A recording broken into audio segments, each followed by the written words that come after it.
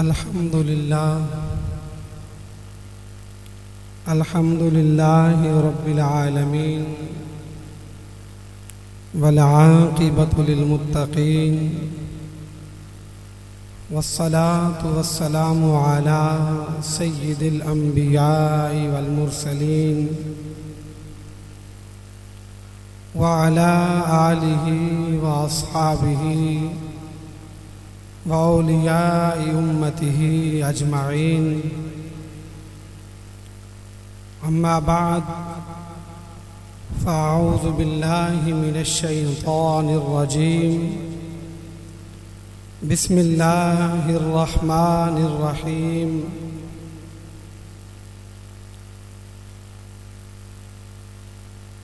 व रफ़अना लक ज़िक्रक।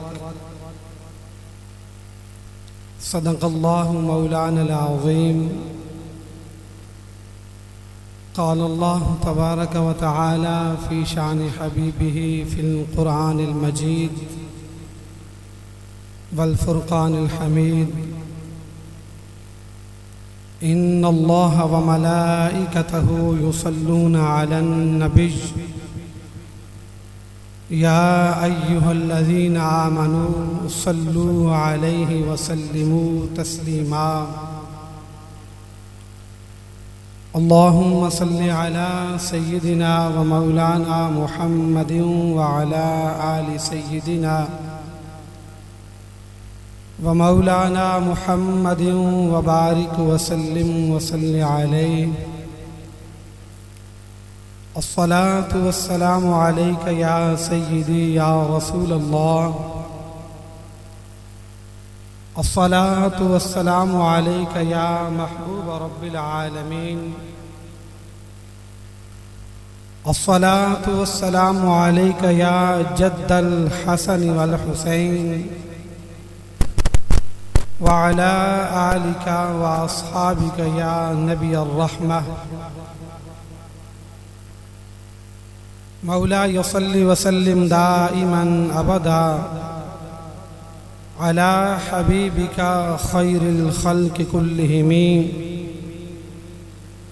वल हबीबुल्लज़ी तुरजा शफ़ाअतुहु लिकुल्लि हौलिन मिनल अहवालि मुक़्तहिमीन।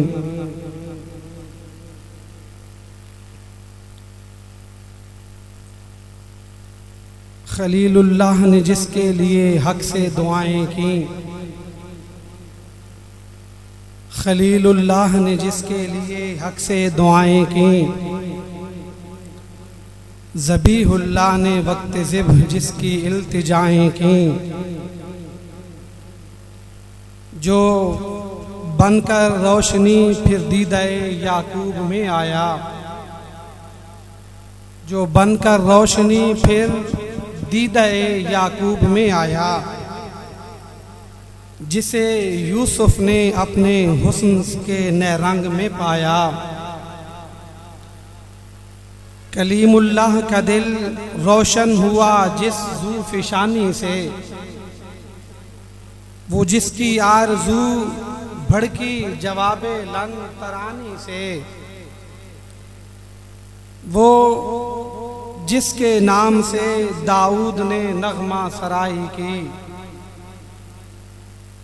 वो जिसके नाम से दाऊद ने नग़मा सराई की, वो जिसकी याद में शाहे सुलेमान ने गदाई की। दिले यहया में अरमां रह गए जिसकी ज़ियारत के,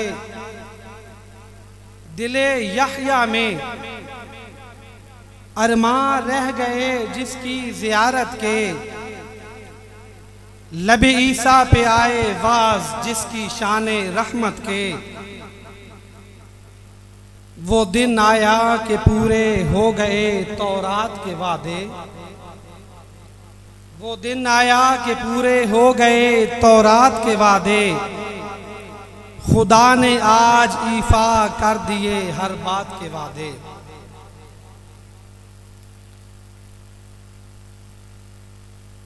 अल्लाह जल्ला जलालुहु व अम्मा नवालुहु की शान, मिदहत, सना बयान करने के बाद हर दो सरा जाने कायनात, जहाने कायनात, महबूब खुदा मासूम आमिना साहिब हलाता माज़ागल बसर व मा तग़ा हुज़ूर अहमद मुज्तबा मुहम्मद मुस्तफ़ा सल्लल्लाहु अलैहि वालिहि वसल्लम की मिदहत, शान तौसीफ़, औसाफ और आपको खिराज अकीदत हदिया दरूद पेश करने के बाद मेरे इंतहाई वाजिब तकरीम मुअज़्ज़ज़ व मोहतशम सामीन व नाज़रीन, मेरे बुज़ुर्गों, नौजवान साथियों और अज़ीज़ बच्चों, अस्सलामु अलैकुम व रहमतुल्लाहि व बरकातहू।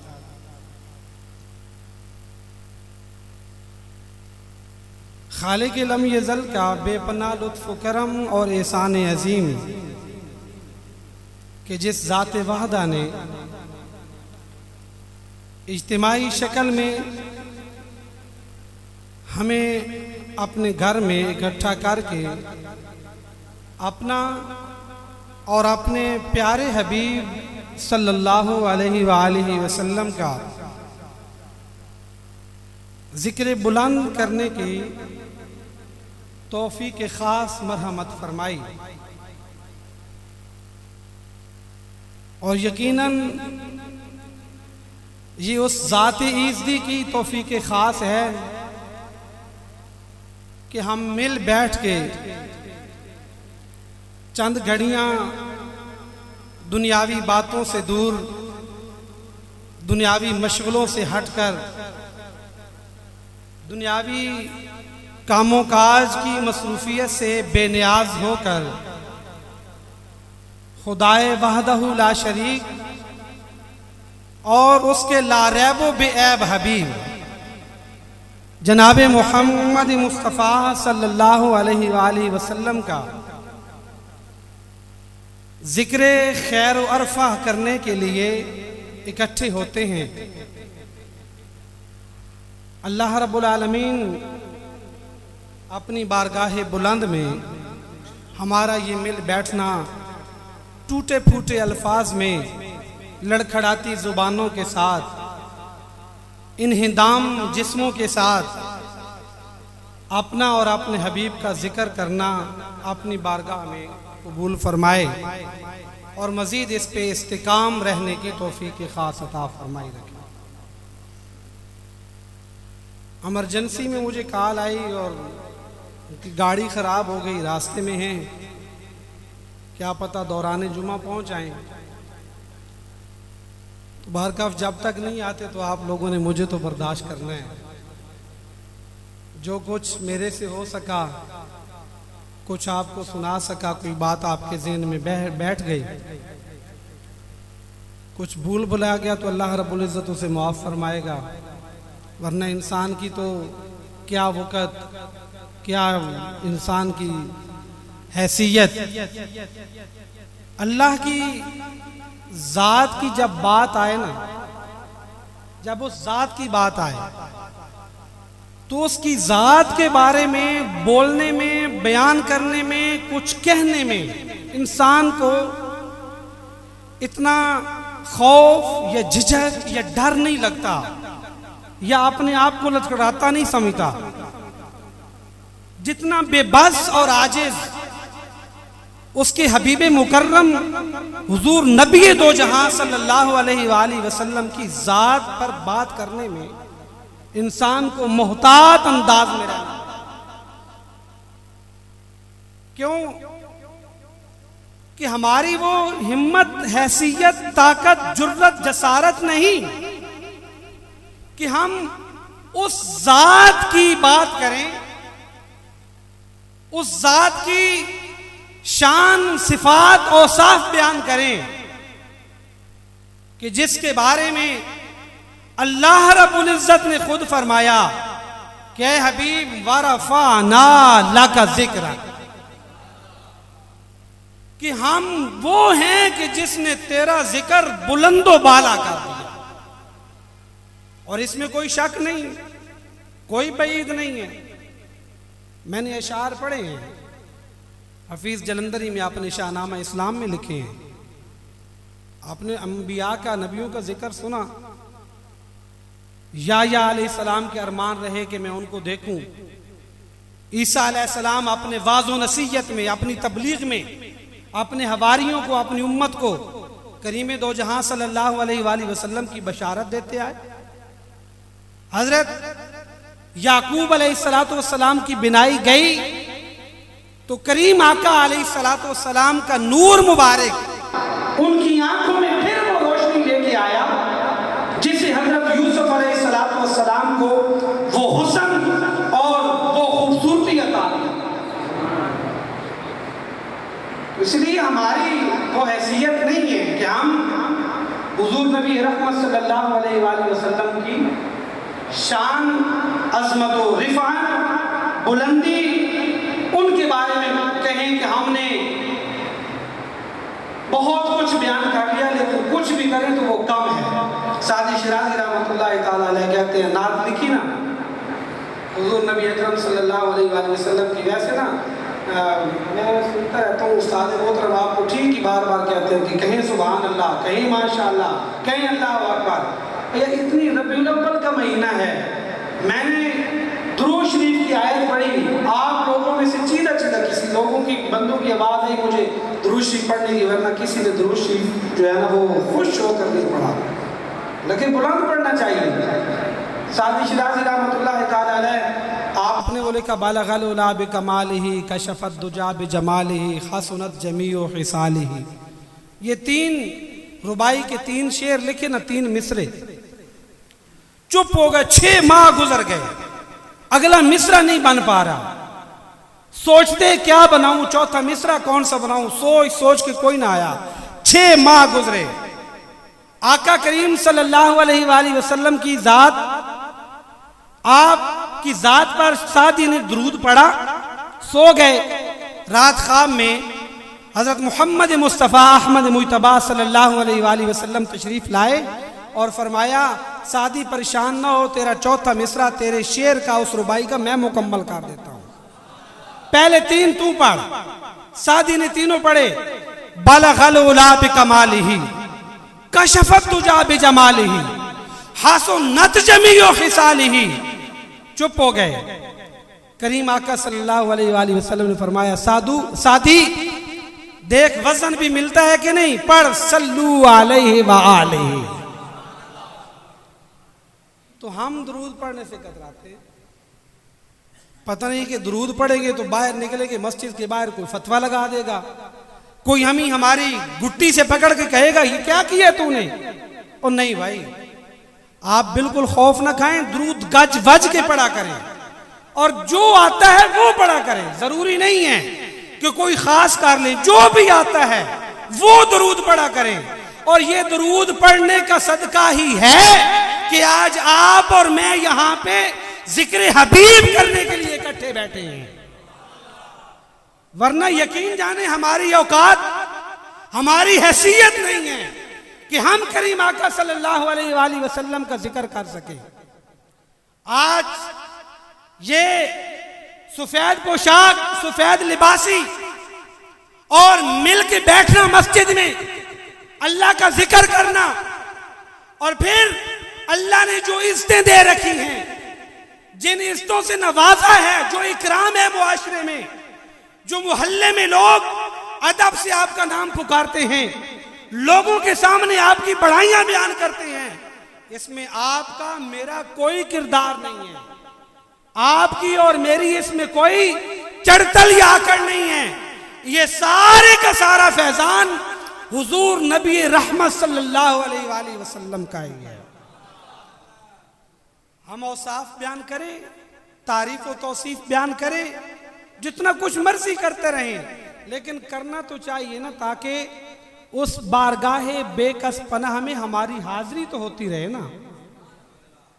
एक नालायक बच्चा होता है ना, क्लास में जाए, सबक याद नहीं भी होता, डल होता है, ज़हन कमज़ोर होता है, क्लास में रोज़ आता है लेकिन सबक नहीं याद होता, सबक पढ़ता है भूल जाता है, पढ़ता है भूल जाता है, क्लास में रेगुलर आ रहा है, इम्तिहान भी दे रहा है, कभी पास हो जाता है किसी मजमून में, किसी में पास, किसी में फेल, लेकिन क्लास में रेगुलर है। उस्ताद की नजर में उस तालिब इल्म की वक़्त और उस तालिब इल्म की कदर बहुत ज्यादा होती है कि कुछ भी नहीं आ रहा ना, आता तो है, सुनता भी है, कोशिश भी करता है, सुनाता भी है, कभी इम्तिहान में कुछ नंबर ज्यादा, कभी थोड़े, उसी बिना पे जब फाइनल इम्तिहान होता है तो किसी को कोई रहम आ जाता है तो वो सारे इम्तिहान में पास कर देता है। ये बिल्कुल मामला उसी तरह है। आप आए अल्लाह रब्बुल इज्जत की बारगाह में, उसके हबीब मुकर्रम सल्लल्लाहु अलैहि वसल्लम की बारगाह में आके हाजिरी तो लगवाएं, रोज आते तो रहें, टूटे फूटे कलिमात बयान करें, आता है नहीं आता, आप आए हाजिरी लगवाएं, जब फाइनल इम्तिहान होगा, फाइनल हाजिरी होगी, अल्लाह रब्बुल इज्जत फरमाएगा मेरे फरिश्तों इस बंदे को छोड़ दो, आने दो, ये रेगुलर है मेरी बारगाह में, रोज आने वाला है मेरी बारगाह में। और हुजूर नबी करीम सल्लल्लाहु अलैहि वसल्लम उसका हाथ पकड़ के अपने साथ ले जाएंगे, पुल सराज से भी गुजारेंगे और हौज़ कौसर भी पिलाएंगे। ये सारे सदकात हैं, सारे कुछ हम नहीं कुछ कर सकते। सादी ने भी कहा था नदानम कुदामीन सुखन गो यमत के वाला तरी से आंचे मन गो यमत। नाद लिख रहा कहता है नदानम मैं नहीं जानता, कुदामीन सुखन गो यमत, क्या मेरे महबूब मैं तेरा कौन सा वसफ बयान करूं, कौन सी तेरी सिफ्त बयान करूं, कमाल बकमाल है तू, कौन सा सिफ्त, कौन सा वसफ, कौन सी सिफ्त, कौन सी शान बयान करूं कि वाला तरी बहुत ऊंची है तेरी जात, जियांचे मन गोयमत, उससे जो कुछ हम कह रहे हैं, जो कुछ हम बयान कर रहे हैं, जो कुछ कह रहे हैं, ए करीम आका सल्लल्लाहु अलैहि वसल्लम आपकी जाते बा कमाल, जाते पाक उससे बहुत बुलंद है। तो सादी क्या कहता है, सादी कहता है मैं तो यही कह सकता हूं अलैका सलात है नबी सलाम, ऐ सलामती वाले नबी आप पर क्या हो सलातो सलाम। हमारी सबसे बड़ी इबादत जो हम हुजूर नबी अकरम सल्लल्लाहु अलैहि वसल्लम को खिराज में पेश कर सकते हैं अकीदत के साथ, मवद्दत और इतराम और मोहब्बत के साथ, वो हमारा दुरूद पढ़ना है, और कुछ नहीं कर सकते हम। आका क्या फरमाया वरफाना लका जिक्र, ए हबीब हमने तेरे जिक्र को बुलंद कर दिया।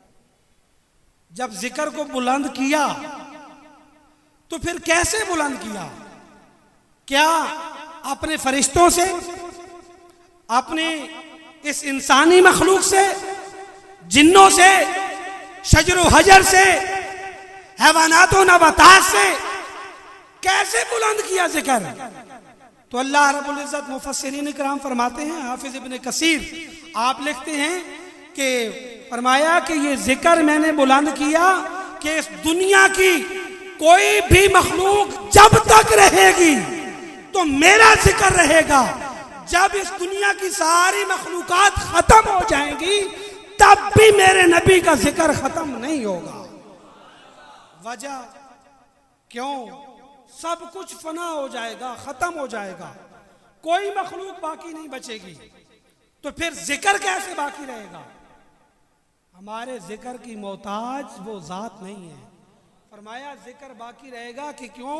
मैं अल्लाह अपने हबीब अपने मोहम्मद सल्लल्लाहु अलैहि वसल्लम का जिक्र करने के लिए काफी हूं। कोई जो जिसे देख रहा हो ना, आप मुझे जानते हैं तो आप मेरे बारे में बता सकेंगे कि मैं क्या हूं, मेरे अखलाक व अतवार क्या हैं, आदात व रसूमात क्या हैं, तौर तरीका क्या है, आप बता सकेंगे। मैं किसी के बारे में जानता हूँ तो मैं बता सकूंगा कमा हक्कू।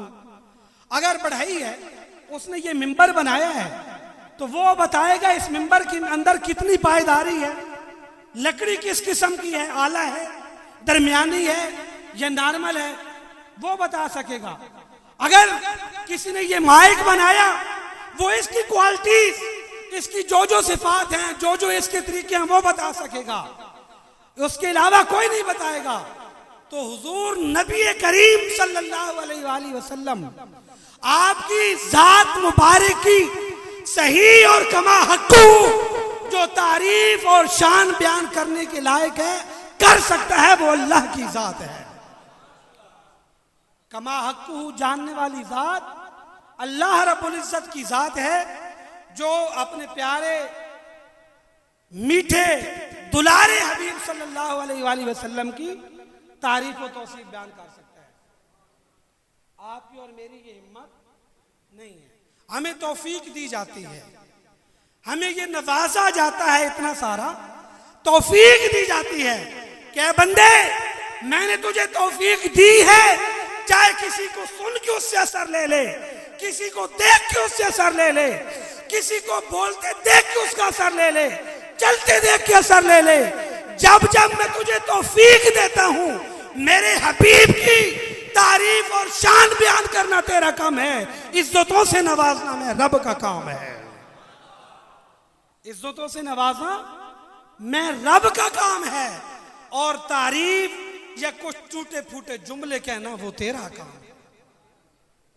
आज यकीन जाने हम उस मादियत परस्ती, हवस, लालच और इस्मतदरी के दौर में अपनी जिंदगी गुजार रहे हैं। उस मुआशरे में रह रहे हैं जहां हम मजमूई तौर पर सारे के सारे करप्ट हैं। मजमूई तौर पर हम मस्जिद में बैठे हैं, अल्लाह के घर में हम जितने बैठे हैं, इज्तिमाई तौर पर हम सारों के अंदर वो सारी खराबियां मौजूद हैं जो किसी एक में हमें नजर आती हैं। वो सारी खराबियां हम सारों में मौजूद हैं जो किसी एक में नजर आती हैं हमें। अगर इनफिरादी तौर पर हमने अपने आप को राह रास्त पर न चलाया, इनफिरादी तौर पर अपने आप को सीरत मुहम्मदी सल्लल्लाहु अलैहि वसल्लम का अमली नमूना न बनाया, तो यकीन जाने वो लम्हा, वो वक़्त दूर नहीं कि जब हम एक ऐसी दलदल में दस जाएंगे, फिर वहां से निकलना हमारे लिए फिर उस दलदल से हम निकल नहीं सकेंगे, मुश्किल हो जाएगा। वक्त तो अभी है ना, तौफीक तो वो जात दे रही है। हिदायत का रास्ता उलमा अंबिया ने दिखाया, रसूल ने दिखाया, पैगंबरों ने दिखाया, औलियाए कामिलीन दिखाते आए। किसी मुबल्लिग ने, किसी वाइज ने, किसी खतीब ने, किसी मुबस्सर ने, किसी लेक्चरर ने, किसी उस्ताद ने कुछ अच्छी बातें बता दी, तो हम वो करते आए, देखा, कर लिया। हमें ये एक घुमंड भी है और हम इसको बड़ा समझते हैं कि जी हम मुसलमान हैं, अल्हम्दुलिल्लाह, अल्लाह का फजल है, मुसलमान है ना। लेकिन उससे बड़ा अल्लाह का फजल ये है कि उसने हमें अपने हबीब सल्लल्लाहु अलैहि वसल्लम की उम्मत में बनाया। फिर उससे भी बड़ा फजल, उससे भी बड़ा एहसान, उससे भी बड़ी फजीलत जो हमें दी गई कि अपने महबूब की उम्मत में बनाकर अपने महबूब का वफादार और मोहब्बत करने वाला बनाया। लेकिन घुमंड क्यों है? घुमंड इसलिए है कि हम जो कुछ हैं वो करीम आका सल्लल्लाहु अलैहि वसल्लम की जाते मुताहरा के सदके से हैं। अल्लाह रब्बुल इज्जत ने खुद फरमाया कि ऐ मेरे हबीब, अगर मैं तुझे पैदा ना करता, मैं अल्लाह को अपनी जात की कसम, मैं इस कायनात के रंगो बू को पैदा ना करता, कोई चीज पैदा ना करता। हम मुसलमान हैं लेकिन हम भोले भाले हैं। मुसलमान के घर पैदा हुए, अल्हम्दुलिल्लाह, घुट्टी लगी, कान में अजान हुई, कलमा पढ़ लिया, बल्ले बल्ले हम मुसलमान हैं, अल्हम्दुलिल्लाह मुसलमान हैं। जब तक शऊर के दर्जे पे आए, माँ बाप ने, बड़े बहन भाइयों ने या असाज़ा ने जो कुछ वो दीन के बारे में हमें समझाना चाहते थे, सिखाना चाहते थे, वो उन्होंने सिखाया, समझाया, सुलझाया। हमने समझ लिया। फिर उसके बाद जब हम लड़कपन से जवानी में आ गए, शऊर आ गया, बलूगत के दर्जे को क्रॉस कर लिया, फिर जिम्मेदारी सारी की सारी आपके और मेरे कंधों पे है कि हमने अब समझना है कि मेरे नबी करीम सल्लल्लाहु अलैहि वसल्लम ने अपनी इस उम्मत के लिए रो रो के दुआएं क्यों की थी। हुजूर नबी अकरम सल्लल्लाहु अलैहि वसल्लम की इस गुनाहगार, लाचार और स्याकार उम्मत को अपना उम्मती होना मुंतखब क्यों किया था, ये फिर हमें समझना, ये हमारी जिम्मेदारी है, हमें ये समझना चाहिए। लेकिन हम जब कोई बात करें, ये बड़ी बदबख्ती वाली बात है, यकीन जाने, जब किसी को कहे ना कि हुजूर नबी अकरम सल्लल्लाहु कोई काम कर रहा हो शरा के खिलाफ, उसे कोई हदीस सुना दे, और मेरी ये आदत है कि कोई काम कर रहा हो, मेरे जानने वाला है नहीं जानने वाला, मैं देखूं वो गलत कर रहा है तो फौरन वो हदीस आ जाती है ज़हन में, मैं बता देता हूं ये है, वो वक्ती तौर पे तो वैसा कर लेता है, लेकिन बाद में बातें करना या उसे बुरा भला कहना, ये उसके ईमान का जुज़वी हिस्सा है। वो क्या कहे क्या ना कहे, जो आपके जिम्मा है आपने वो करना है। और जब उसे सुनाई जाए तो वो मुंह पे कह दे अगर, हाँ ठीक है, हमें भी दीन का पता है, हम भी मुसलमान हैं, यार अल्हम्दुलिल्लाह आप मुसलमान हैं, दीन का पता है, लेकिन क्या दीन पे चलने का भी पता है? हुजूर नबी अकरम सल्लल्लाहु अलैहि वसल्लम की सीरत को कभी पढ़ा है कि करीम आका अलैहि सलातो वस्सलाम सुबह तहज्जुद से लेकर रात इशा के बाद सोने तक जो जो काम करीम आका अलैहि सलातो वस्सलाम सर अंजाम देते थे, वो क्या शरा के खिलाफ थे? क्या उनमें हमारे लिए सबक नहीं था? उनमें हमारे लिए फलाह नहीं थी? उनमें हमारे लिए कामयाबी का तोशा नहीं था? तो फिर क्यों हम अपने नबी अकरम सल्लल्लाहु अलैहि वसल्लम से सीरत से दूर हो गए? क्यों नहीं हम उस सीरत को पकड़ रहे, उस सीरत का दामन क्यों नहीं थाम रहे कि जिसे अंग्रेज ने थाम कर अपनी तरक्की के ऐलान कर रखे हैं? आज मैं हूं, आप हैं, कोई भी है, वो बोलने में जमीन और आसमान के कलाबे मिला देगा, वो अपनी लहन और सोच से भरे अल्फाज और कलिमात से आपके दिलों को वक्ती मुनव्वर करेगा, लेकिन संभालिए खुद को मेरे भाई, वो लम्हा दूर नहीं, तागूती ताकतें जब हमारे अंदर घुस जाएंगी फिर उससे निकलना मुहाल होगा, उससे निकलना मुश्किल होगा।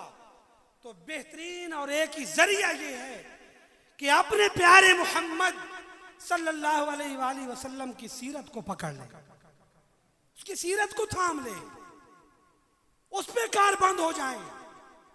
उर्दू में लिखी सीरत की किताबें मौजूद हैं, रखें घर में, खुद पढ़ें, बच्चों को पढ़ाएं, अपने घर वालों को पढ़ाएं। जब खुद जाती तौर पे तब्दीली का आगाज नहीं करेंगे तो इज्तिमाई तौर पर हमें सारे बुरे नजर आएंगे। मैं बैठा हूं यहां पे, किसी की तरफ उंगली करके मैं कहूं कि इसमें ये खामी है, इसमें ये खराबी है, इसके अंदर ये ऐब है, ये बुराई है, तो जब मैं अकेला तन्हाई में हूं, मैं खुद क्यों ना अपने आप का एहतिसाब करूं? क्या जो मैंने उसके अंदर तलाश की है मेरे अंदर नहीं है? इज्तिमाई तौर पर हम सारों के अंदर मुश्तरका खामी और खराबियां मौजूद हैं, उन्हें सुलझाना कैसे है? इनफिरादी तौर पे। उन्हें सही कैसे करना है? इनफिरादी तौर पे। आज मैं अपने आप को दुरुस्त नहीं करूंगा तो मेरा कोई हक नहीं बनता मैं आप लोगों को बुरा गर्दानूं। मेरा कोई हक नहीं बनता मैं आपकी तरफ उंगली करके आपको कोसता रहूं, चिल्लाता रहूं, चीखता रहूं कि भाई ये कर ले, भाई नमाज पढ़ ले, भाई बुरे कामों से बच जाएं, बेहयाई से बच जाएं, फुहाशी और यानी से बच जाएं, सूदखोरी से बच जाएं, रिश्वत से बच जाएं। जब मेरे अपने अंदर ये खराबियां होंगी तो मेरा कोई हक नहीं मैं किसी को कहूं। अतामुरून अन्नास बिल बिर्रि व तंसौना अनफुसकुम, यार लोगों को नेकी का हुक्म देते हो और अपने आप को भूल जाते हो। लिमा तक़ूलून मा ला तफ़अलून, जो कुछ तुम कहते हो वो करते क्यों नहीं? करना भी तो चाहिए ना इंसान को। जो हम कहते हैं हमें वो करना भी चाहिए। जिम्मेदारी यही है इस मिंबर की।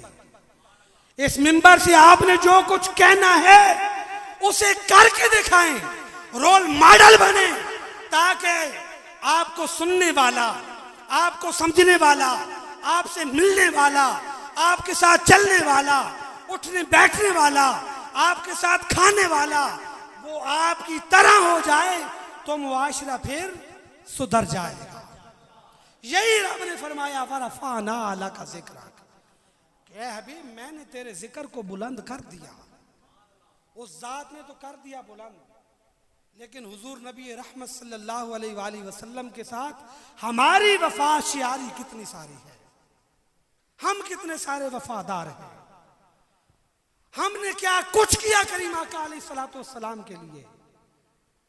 इतनी इज्जतें दे रखी हैं हुजूर नबी अकरम सल्लल्लाहु अलैहि वसल्लम ने।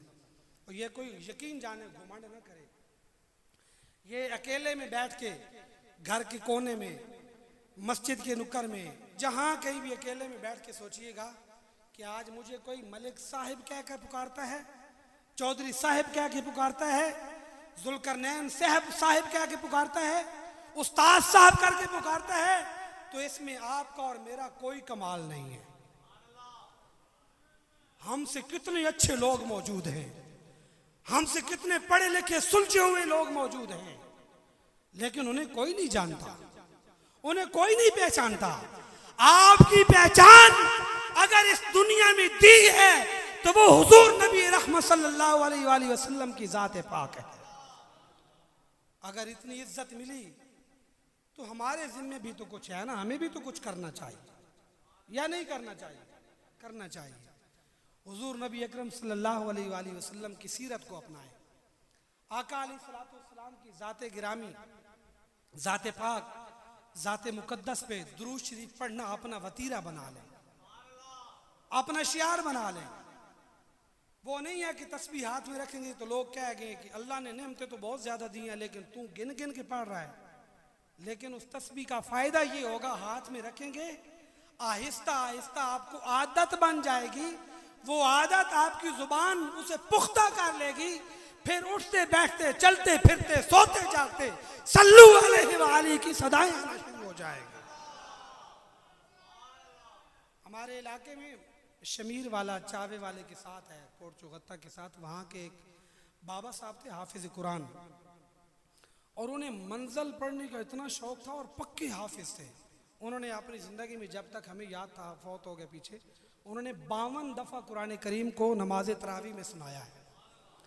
और इतने पुख्ता हाफिज थे, वो खुद बताते थे कि हाफिज साहब मैं जब वॉशरूम में जाता हूँ, पाखाना करने के लिए बैठता हूँ, मैं अपनी जुबान पकड़ के बैठता था कि कहीं यहाँ पे भी कलामुल्लाह अदा ना हो रहा हो। और ये आदत बनाना मुश्किल नहीं है। आदत बन जाती है ना, मोबाइल फोन आए, आदत बन जाती है ना कि हमने व्हाट्सएप के स्टेटस चेक करने हैं, फेसबुक को टाइम देना है, टिकटॉक को टाइम देना है, स्नैपचैट वीडियोस देखनी है, आदत बन जाती है ना। यार ये तो अच्छी आदत है, इसे ले, तस्बीह हाथ में इलेक्ट्रिक पकड़े, दानों वाली पकड़े, पढ़ना शुरू करें।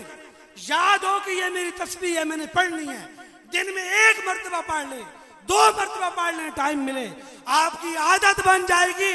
और यही आदत आपको रोजे कयामत सुरखुरू कर देगी। और यही आदत आपको सुरखुरू कर देगी, फलाहो कामरान कर देगी, कामयाबी इसी के जिम्मा होगी।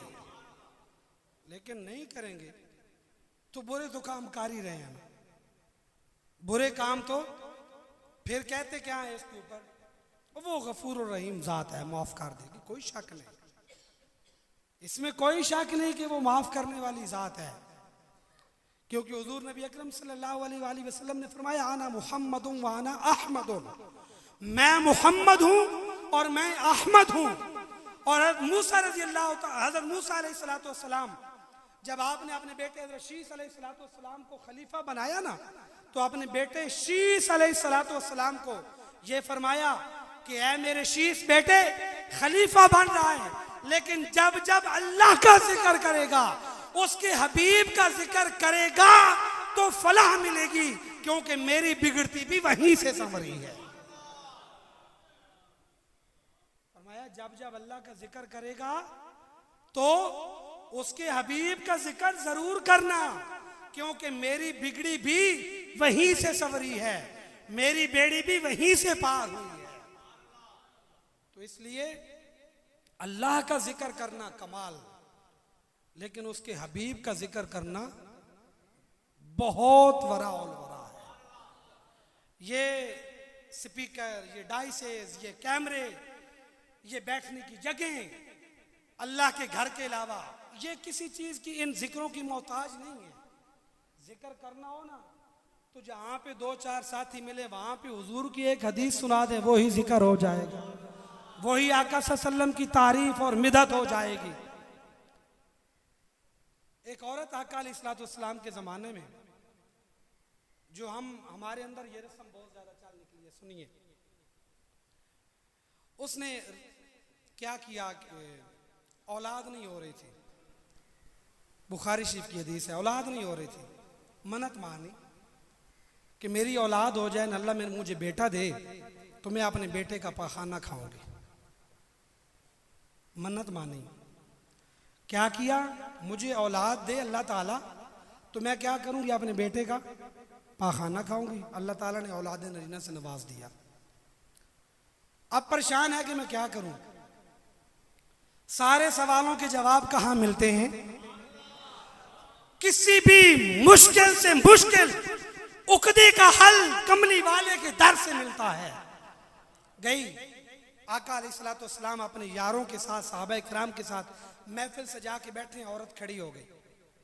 साहबी की नजर पड़ी, अर्ज करते हैं हुजूर नबी रहमत सल्लल्लाहु अलैहि वसल्लम फिदा कौमी वाबी, वो औरत आई खड़ी है कोई मसला लेकर।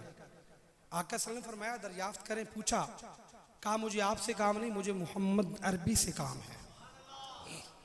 आका सल्लम को बताया, फरमाया आई तो आका अलैहिस्सलाम के गोशगुजार हुई, कहने लगी कि मैंने ये मन्नत मांगी है, लेकिन अब बेटा भी हो गया, अल्लाह ने नवाज दिया औलाद से, अब मैं मुझे करना क्या चाहिए? पाखाना खा तो नहीं सकती मैं। तो आका अलैहिस्सलाम ने फरमाया, अच्छा ये तेरी मन्नत तो पूरी हो गई, लेकिन जो तूने मन्नत मानी है अब उसको पूरा करना है। तो बाएं हाथ से खाना खाना ऐसे है कि जैसे आप किसी का पाखाना खा रहे हैं। बाएं हाथ से खाना खाना ऐसे है कि जैसे आप किसी का, हमारे अंदर ये रस्म ज्यादा नहीं होगी। चाय पीनी तो बाएं हाथ से पकड़ के पी ली, पानी पीना बाएं हाथ से पी लिया, रोटी खा रहे हैं तो बाएं हाथ से कोई ना कोई लुकमा अंदर ले गए। तो खुदारा इन चीजों पे तवज्जो दीजिए, इन चीजों को सोचिए, समझिए।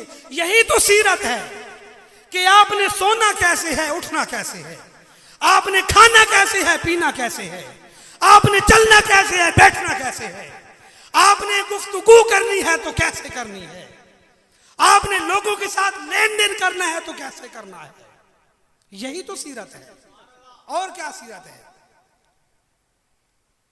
इसलिए कदूरी शरीफ किताब है फिका की, तीसरे साल पढ़ाई जाती है दर्स निज़ामी के।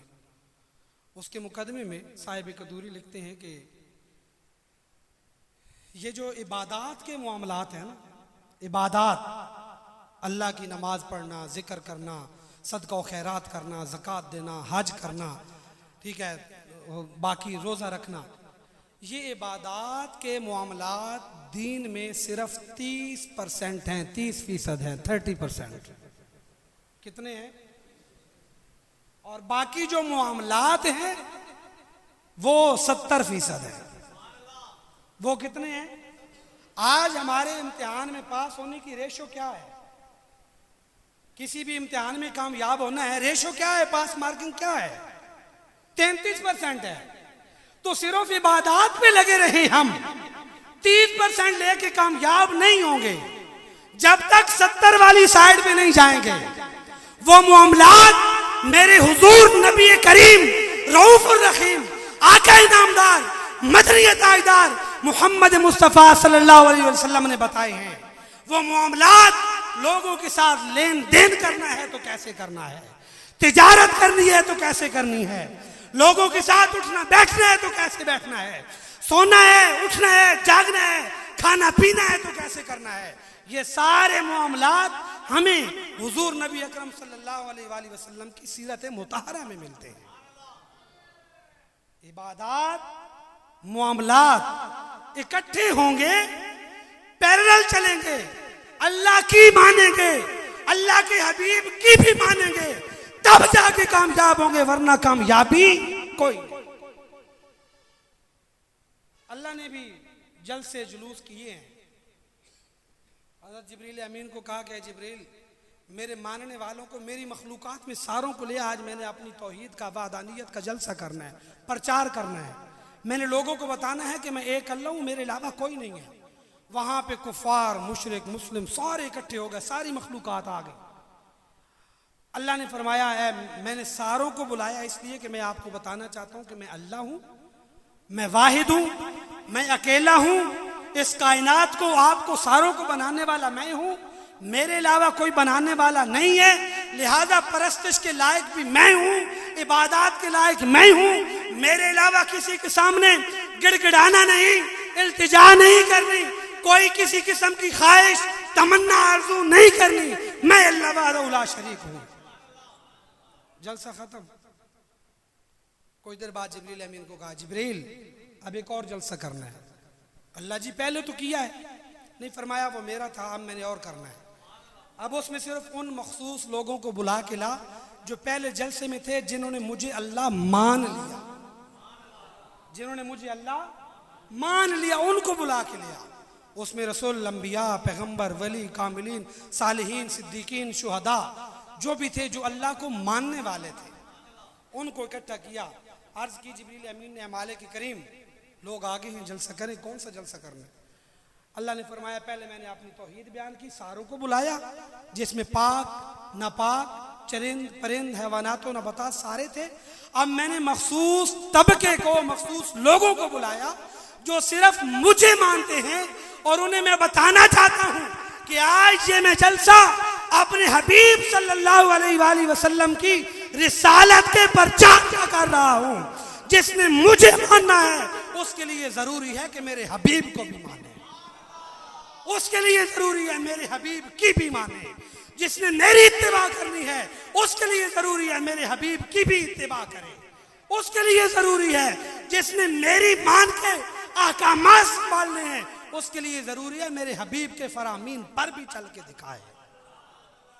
अल्लाह ने अपने नबी का जिक्र ऐसे बुलंद किया, तो हमें भी कुछ न कुछ चारों न चार अपनी लड़खड़ाती जुबानों से टूटे फूटे जुमले अदा करते रहना चाहिए। आदीस बड़ी बड़ी नहीं होती, छोटी छोटी आदीस होती हैं। मसलन अल मुस्लिम मन सालिम अल मुस्लिमून मिन लिसानिही व यदिही। आका सल्लल्लाहु अलैहि वसल्लम ने फरमाया मुसलमान तो वो है कि जिसकी जुबान से और हाथ से दूसरे लोग महफूज हो। अब मेरे समेत आप सारे लोग अपने आप का एहतिसाब करें एक लम्हे के लिए कि हमारी जबान से, हमारे हाथों से कौन महफूज है। लोगों की गीबत तो हम करते हैं, लोगों के हक पे डाके तो हम डालते हैं, लोगों की बुराइयां तो हमारी जबान अलापती रहती है। तो फिर मेरे करीम आका अलैहिस्सलातु वस्सलाम की हदीस के मिस्ताक पे ना आप पूरे उतरते हैं ना मैं पूरा उतरता हूं। अल मुस्लिमो मन सालिम अल मुस्लिमून मिन लिसानिही व यदिही। मुसलमान वो है जिसकी जुबान से, जिसके हाथ से दूसरा महफूज हो। छोटी छोटी हदीस इन्हें अपनी जिंदगी में इंप्लीमेंट करें, इनके ऊपर अमल पैरा हो, एक्ट अपान हो। यकीन जाने जिंदगी में एक दिन आएगा कि आप लोग अपने आप को बिदार बख्श समझेंगे कि मैं हूं वो खुशकिस्मत जिसे रब की तौफीक ने अपने हबीब का जाकिर बनाया। मैं हूं वो खुशकिस्मत कि जिसके रब ने अपनी तौफीक से अपने हबीब करीम सल्लल्लाहु अलैहि वसल्लम का सना खान बनाया, दुरूद पढ़ने वाला बनाया, वफाशियार बनाया, उनके फरामीन पर अमल करने वाला बनाया। अल्लाह रब्बुल इज्जत मुझे, आपको और जितने भी हमारे वाबस्तगान हैं, हमारे घर वाले, हमारे अज़्ज़ो अक़रबा, हमारे रिश्तेदार, उन सारों की खैर फरमाए। और जो टूटा फूटा बयान किया अल्लाह रब्बुल इज़्ज़त इसे अपनी बारगाह बुलंद बाला में, बारगाह इज़्ज़ी में कबूल फरमाए। वमा अलैया इल्लल बलागुल मुबीन।